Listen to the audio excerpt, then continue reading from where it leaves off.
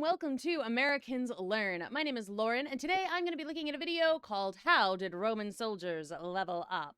I am not sure exactly what to expect with this, but, I'm interested in, ancient Rome. I think that's fun, and I have never really given too much thought into how they might raise through the ranks. I feel like it was at least partially merit-based, yeah? But we shall see. I am curious. I hope you are too, and are excited to learn about this. I don't really want to waste too much time. If you've got other videos you'd like me to look at, do let me know. Let's go.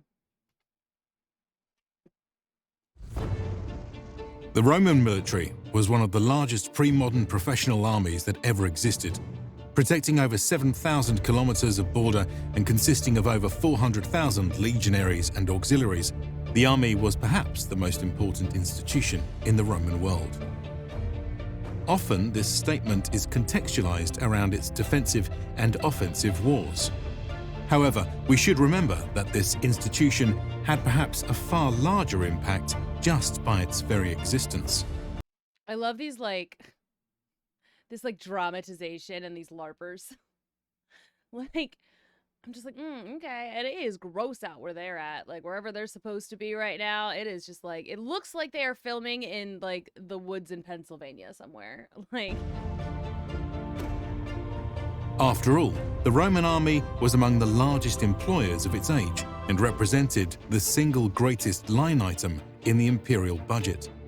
So today, let us step inside this ancient military-industrial complex to see what it was like. That is what was that? Sorry, I'm a little bit distracted by some of the background going on.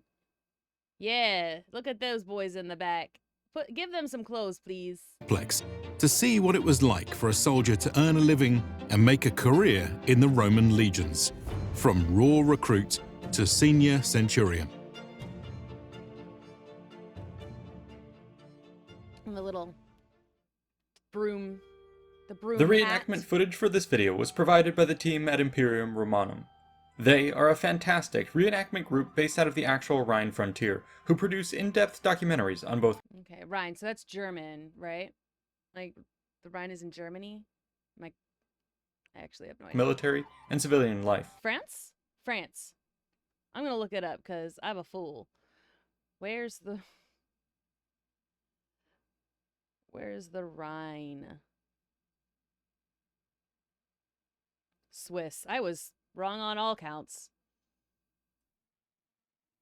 No, it goes through Germany. Okay, it does pass by Germany. Okay. Cool. So I was kind of right. Their content is highly educational and extremely well produced, with videos that put Hollywood to shame and are the best we've seen of this kind. Be sure they're very white, very pale in this reenactment. to check out their YouTube channel linked in the description below and give them some support. Today's video was sponsored by Manscaped.com. Now, you've probably heard about them before when it comes to trimmers for your as well as hygiene formulations and premium boxers, but now they've launched a new product line meant to make beard trimming and styling much easier thanks to the Beard Hedger Pro Kit. And by easy, I mean easy. First of all, the Beard Hedger Pro is that's 20% off plus free international shipping with the promo code There's the promo code. I don't know if you can even use that right now, but... Invicta at Manscaped.com. So join over 8 million men who trust Manscaped today and enjoy. In the early years of the Roman army, the legions were a levied militia force with neither a robust system of formalized pay nor promotion. In terms of pay, this largely came down to collecting spoils whilst on campaign. In terms of promotion, a legionary's rank I can see where that could be a little people might not like to see them very much, would in they? a given year's levy was based on their socio-economic status, with officers generally being selected by the elected magistrates. Such a system worked well enough at first, but soon began to strain as the scope, distance, and duration of Rome's wars increased over the years. Livy claims that basic pay for campaign expenses was first introduced during the siege of Veii in the 4th century BC, while Polybius tells us that by the middle 2nd century BC, common soldiers received 2 obols a day, centurions received 4 obols a day, and cavalrymen received 1 drachma a day. The exact value of this pay is uncertain, but what is clear is that it was still far below a living wage. Okay, but did they get like, so what they had, it was like room and board, I guess, was kind of like they lived with each other, so there's that at least. But yeah, and like if most of their pay is still coming from just spoils of war, like what if you're in a poor town, you know, and then you just sack it, and now you still don't have anything, and also neither does the people you just destroyed. By the late Republic, a variety of factors led to an evolution in the Roman army's systems of pay and promotion. This was largely spearheaded by the Marian reforms, which standardized many aspects of the legions, whilst shifting the responsibility of supplying and managing an army to its general. This paved the way for rich, powerful, and ambitious politicians to now build their own loyalist. I mean, I will say that, like, this armor on this guy does look like reasonably good. I mean, I've seen some pretty terrible like ancient armors and stuff in various movies and TV shows, and like this one doesn't look bad. I mean, I think that the you know, it's maybe a little too like the strap holding the cape on, that looks machine sewed, which, you know, if you were really going for authenticity, I think it wouldn't look quite so modern.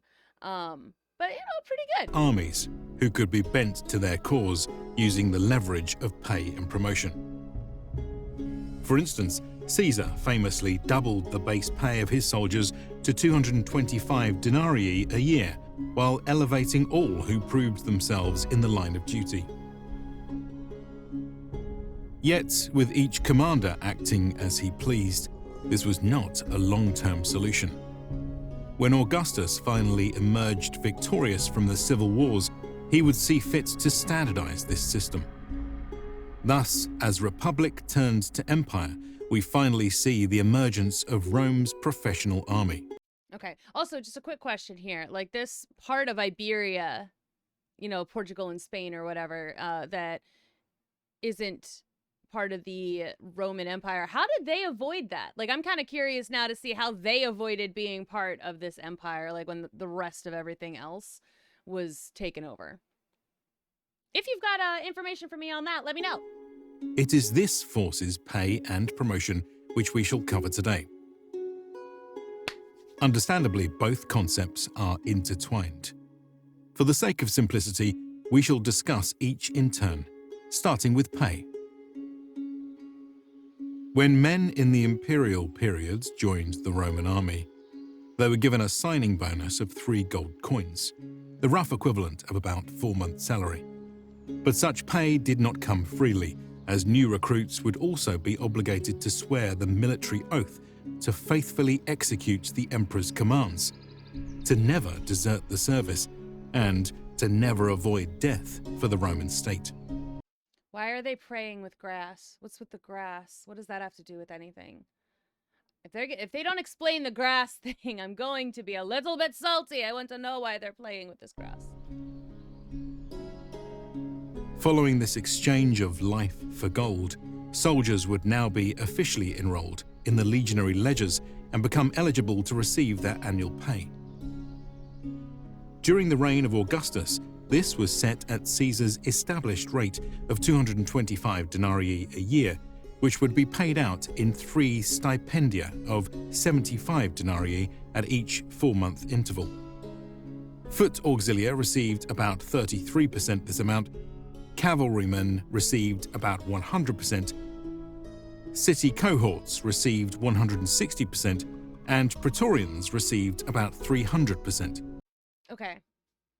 I hope he explains that in a second, but like, so these people are, so like the lowest ranked guys are getting part of this base salary. Is that what he's saying? They're not actually getting all of it. And the cavalry are getting all of it. And then as you go further and further up, people are getting more than this. Is that? Because I would have thought that the base salary that's what you're gonna get. But it looks like they're saying that the one crew gets less. Over the years, these values would gradually evolve. For instance, at the end of the 1st century AD, Domitian would effectively increase salaries across the board by 33% by adding a 4th stipendium. In the late 2nd century, Commodus would add a 5th stipendium. Oh, wow, okay. While in the early 3rd century, Septimius Severus would increase the size of each stipendia. I mean, I guess that does, like, good job, y'all, for, like, realizing as time goes on and as, like, money becomes more important, like, that, you know, if you are paying your army well, they will stick around for you.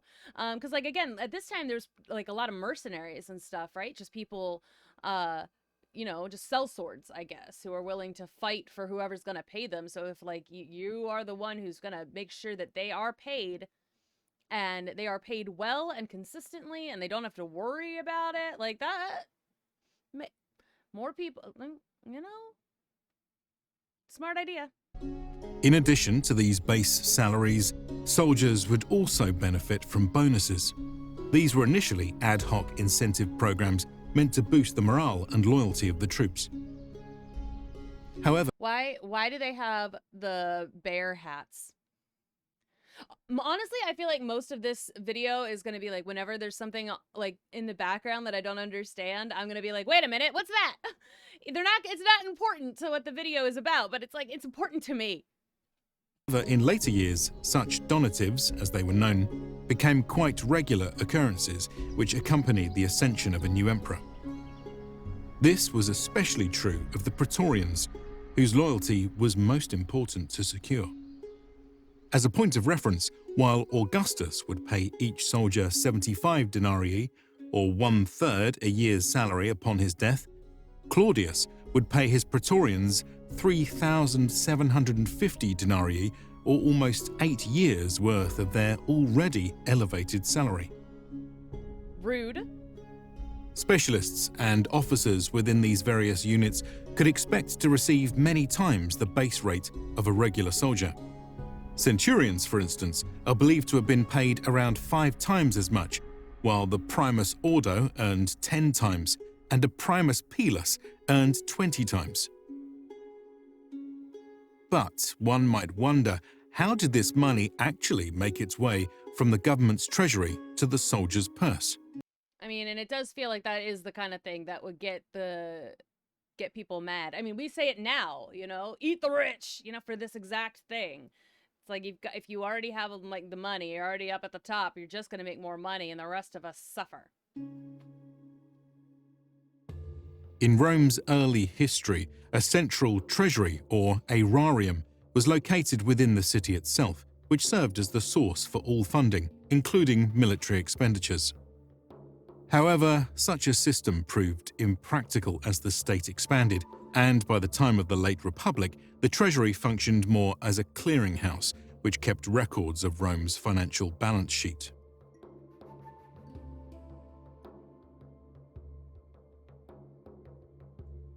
In the imperial era, the emperors, under whose authority most public money was spent, came to use their own treasury for the receipt and disbursement of funds.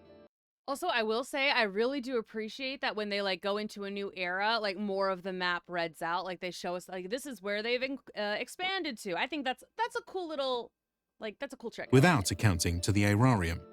It was from this financial well that the legions were paid. Okay. Emperor Augustus even had a specific treasury established called the Aerarium Militari, which was meant to pay for veteran pensions and land grants. It says it was meant to pay for that. Does that mean it didn't actually happen? Because, I mean, like, I don't know. I mean, here in America, we do not treat our vets with any kind of respect, really. They do not get, like, any kind of benefits or help or whatever it is. They don't receive what they should probably be receiving. So I was like, I I don't know if that's what he's about to say here, that it's like, oh, it was supposed to pay for this, but it actually ends up paying for like XYZ instead, because it feels like that's what, I mean, like that's what we do. However, as had occurred before, it proved impractical to first centralize money and then redisperse it. Thus, legionary funds often came from the mints themselves. This was a convenient arrangement, as armed forces were needed to guard these facilities anyway, and to exert control over the mineral-rich provinces in which they were often located. From the mint, money would likely have been loaded onto pay wagons and escorted to the legionary headquarters or the various fortresses of its detachments. In such structures, we have evidence that strong rooms existed, which could act as both banks and pay offices. What's with his little stick? Why does he have a little stick? I tell you, I've got to keep asking questions about like what they are doing back here, because I'm just fascinated. When on the move, a unit might bring these Like, it's not even a walking stick. Like, it's too skinny and like weak. Like, what is that like a switch? Is he just gonna like, be gone, peasant? Like, is that what he's gonna do with funds it? with them in sturdy war chests. In either case, when payday came, the soldiers would have eagerly lined up to receive their stipendia.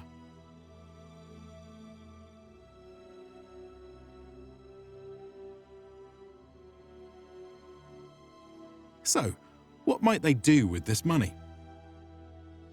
Generally speaking, soldiers were not known for their financial wisdom, and throughout history, men of this profession have had a reputation for gambling, frivolity, and going broke from their own poor decisions. Ah, the shade. Oh, the shade of it all. In the Roman army, though, a lack of money might not even be a soldier's fault. While they were paid regularly and consistently throughout the eras, that paycheck was generally a bit lighter than advertised. This was a result of deductions for just about everything, from rations to clothing, weapons, armor, and repairs. Modern estimates are that, all told, these expenses would drain about a third of a soldier's pay. Jesus. Beyond this, there would have been additional expenses incurred from a soldier's other obligations. For instance, a soldier's family might ask him for money to support themselves in a rough patch. One more expense that often goes unmentioned is the communal fund that was set up by the tent mates of a contubernum. This group of 8 men would be the most closely knit unit in the Roman army. They lived, ate, slept, and fought together. As a result, it was common practice for them to organize an informal bank among themselves, with each man contributing a couple of coins from each paycheck. One of this small hoard's most important purposes was to serve as a death insurance policy. If one of them should die, the others would be obligated to pay for his expenses and for his surviving family. Incidentally, during the period of time when Roman soldiers were forbidden to take a wife, this would mean that the contubernum would take care of the soldier's widow and children, whom the Roman state would emphatically not consider to be legally allowed to be in a soldier's will. Oof. After all these deductions and obligations, what little remained of a soldier's pay was quickly spent. They were human after all, and wished to live their life beyond the drudgery of soldiering. This meant going to the local taberna with friends, getting their clothes washed by a local camp follower, buying gifts, splurging on food, drink, and spices, or finding a prostitute for the night. Yet, one might ask, was it worth it to put one's life on the line for such seemingly meager gains? Yeah. After all, a basic laborer in Rome could expect to receive double the rate of pay of your average soldier. That being said, the money wasn't half bad for many provinces outside of Italy. Cost of living was higher in the capital of the empire than elsewhere. And while the currency was standardized, its purchasing power wasn't. Even counting the deductions, a Roman soldier could expect to take home around 2 sestertii per day. That was more than the same man could make as a Dacian miner or an African fisherman. But perhaps most importantly, the money was steady. There was no question of job insecurity, no concern of the consequences of a poor catch or harvest. Yeah, so like that's one of the things. Like a steady paycheck can do a lot. Like there's the reason that I've stayed at the coffee shop that I work at for as long as I've stayed there, and it is because it's like, yeah, the money isn't quite as good necessarily as the bar, but like it's steady though. I know exactly what's going to be on my paycheck, and like I'll have a little bit more from that because of tips, but like I know what's on my paycheck. I know that paycheck is going to cover my bills, you know? So it's like there is something to be said there for a steady paycheck. It's like it's not the best job and I could make more probably doing something else, but there is like much more security, and sometimes that is more important. Many professions in the ancient world seem to have been either irregular or seasonal, with construction workers and farm laborers being hired as needed. For a soldier, though, they could count on a steady paycheck their entire career, with bonuses along the way and a nice pension at the end. That was a pretty excellent deal in the ancient world. Beyond the money, there were also the rewards for a man and his family. If he wasn't a citizen, his service in the army would guarantee citizenship for himself and his descendants. They would be afforded rights that were coveted across the ancient world, which would give them a form of social stability that could last for 100 years. This was a reward that couldn't be put into simple financial figures. A person's family was more than just people who were related. They were strands of the same soul, tangible proof of a person's legacy who would carry his memory through time. All in all, hundreds of thousands of men saw the Roman army as a good opportunity for themselves and their family, a unique opportunity that the empire offered.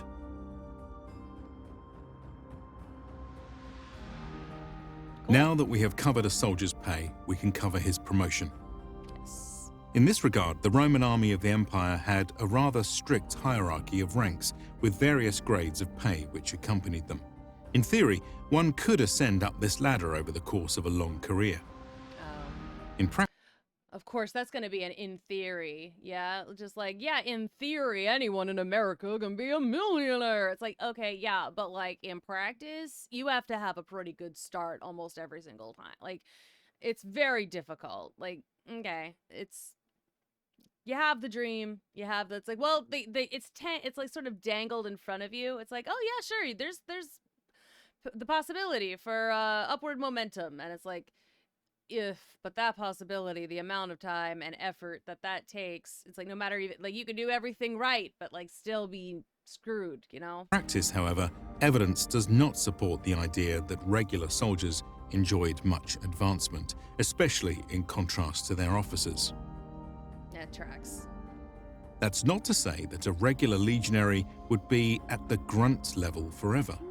An exceptionally capable man, for example, might be promoted to an immunis, a specialized soldier who earned both higher pay and exemption from more mundane and unwanted tasks. Ooh.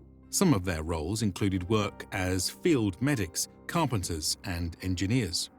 Alternatively, a soldier might fill a more unique role within his unit, such as becoming its standard bearer, trumpeter, trainer.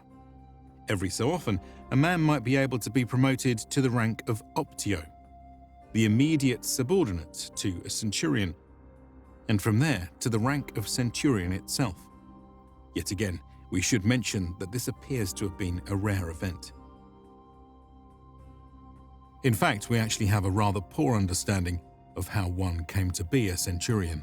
Oh, okay. During the Republican era, these men seem to have been chosen by lot from the men of their unit.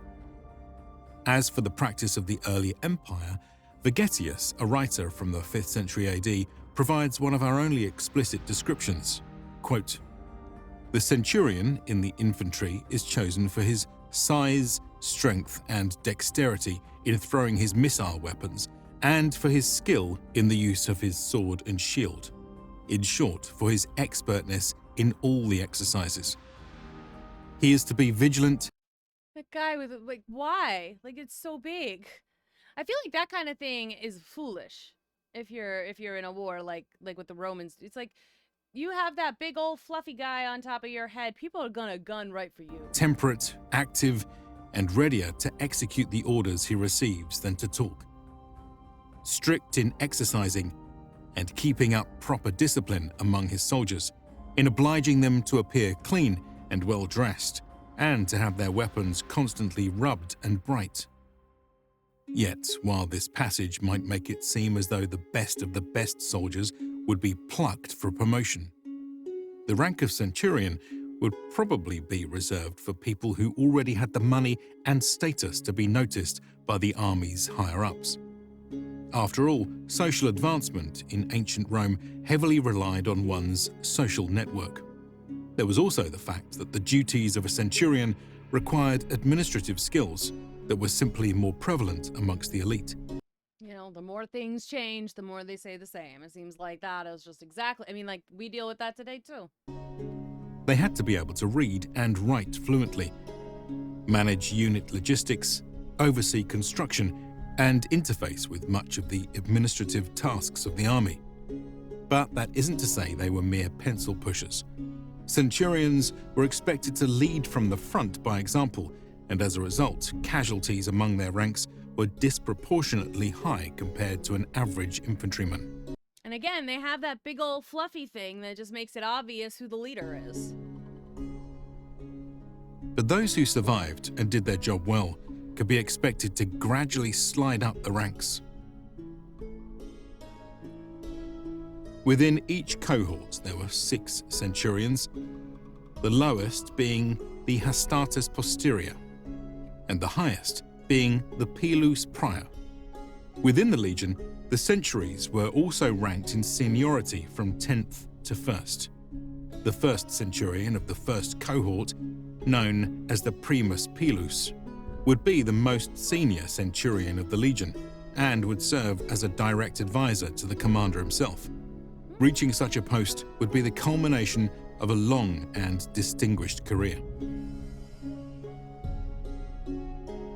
The ranks beyond those of the centurionate were often on an entirely different track, hailing from the class of citizens already near the top of Rome's social ladder. For instance, the equestrian class, or those who had a worth of at least 250,000 denarii, were exclusively hand-selected to be the primary officers of the army. Every auxiliary regiment Did they have a lot of horses too in the equestrians class? It's just asking for a friend. had a citizen officer from this class, while the military tribunes of the legions were also equestrian. These men could expect a standard career path of promotion. For their first few years, they would command a regiment of auxiliary infantry. The next few years would be spent as a military tribune, leading to their final promotion to the head of a company of cavalry. As for the commanders of armies themselves, I mean, again, that makes sense, the equestrians to lead the cavalry. these men were very often emperors, their close associates, or hand-picked favorites of either of these.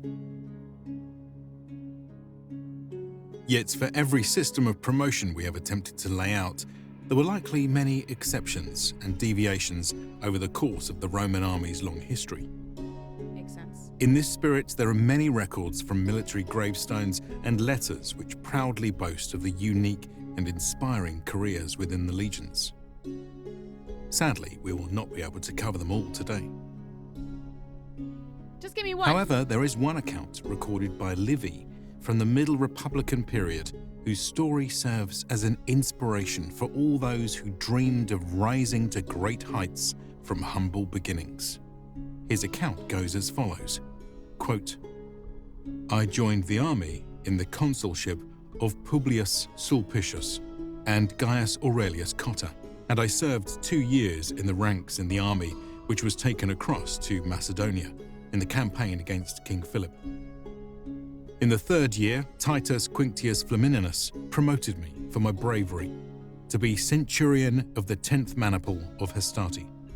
After the defeat of King Philip and the Macedonians, when we'd been brought back to Italy and demobilized, I immediately left for Spain as a volunteer with the consul Marcus Porcius. Of all the living generals, none has been a keener observer and judge of bravery than he, as is well known to those who, through long military service, have had experience of him and other commanders. This general judged me worthy to be appointed centurion of the 1st century of Hastati.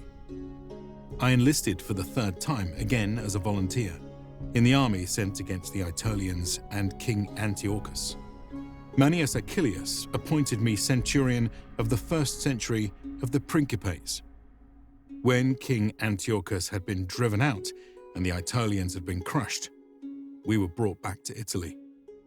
And twice after that I took part in campaigns in which the legions served for a year.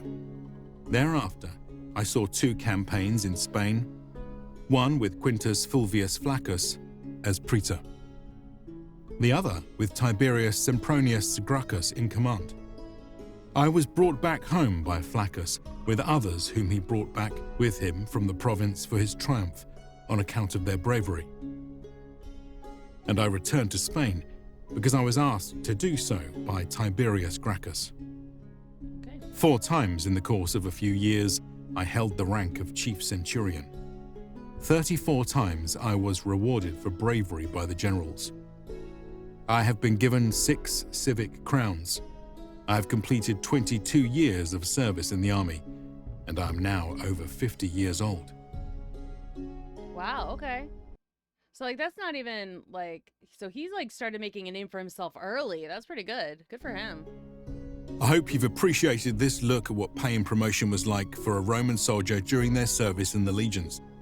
Let us know what topics you'd like to see us cover next, and be sure to head over to Imperium Romanum's channel, where you can catch more of their awesome reenactment videos.